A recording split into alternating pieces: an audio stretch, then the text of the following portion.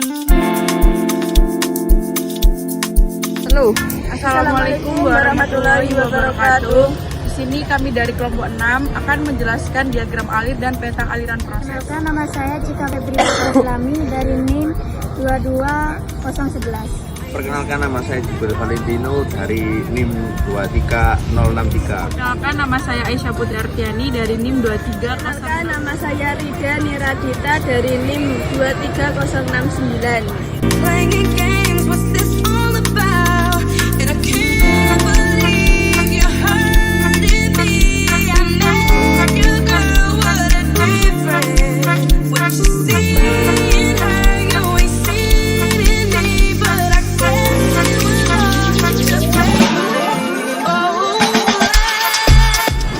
Berikut merupakan penjelasan diagram alir pembuatan sari buah apel. Tahap pertama, persiapan bahan baku. Proses dimulai dengan apel segar yang berfungsi sebagai bahan baku utama.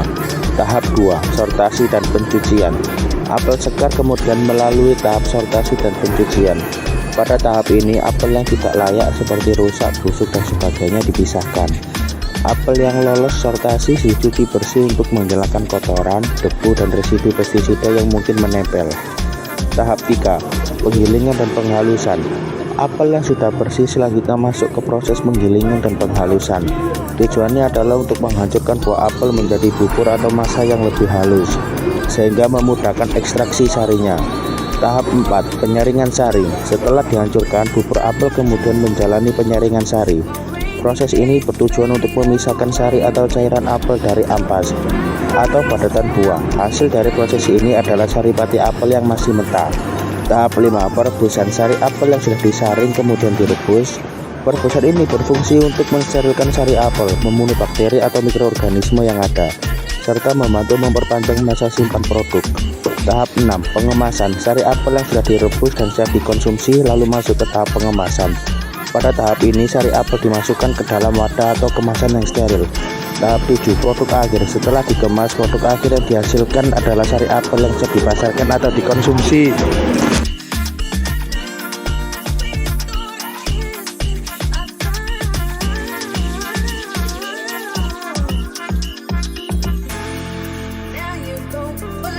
Berikut merupakan penjelasan peta aliran proses pembuatan sari apel.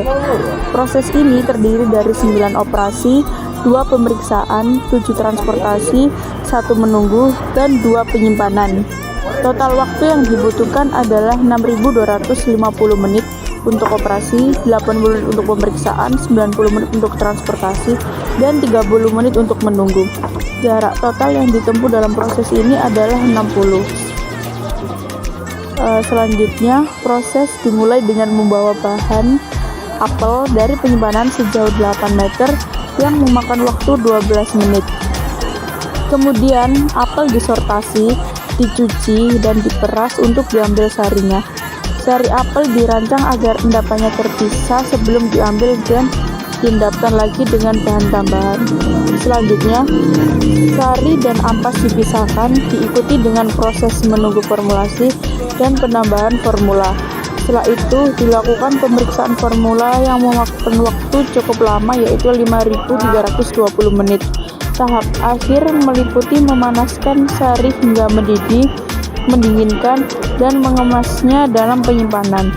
Bahan yang sudah dikemas kemudian ditransportasikan untuk dipasarkan ke konsumen.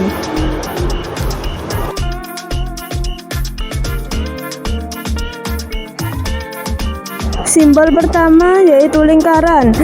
Adanya kegiatan atau aktivitas yang mengubah bentuk, sifat, atau menambah nilai pada suatu material atau produk.